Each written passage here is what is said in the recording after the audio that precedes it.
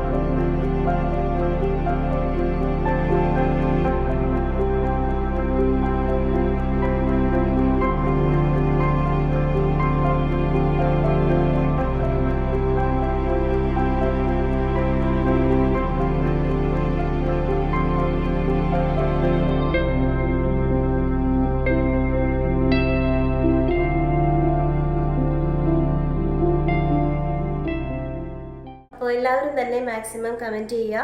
Detailed video ഉടനെ upload ചെയ്യുന്നതാണ്. അതിലായിരിക്കും നമ്മൾ വിന്നറിനെ സെലക്ട് ചെയ്യുന്നത്.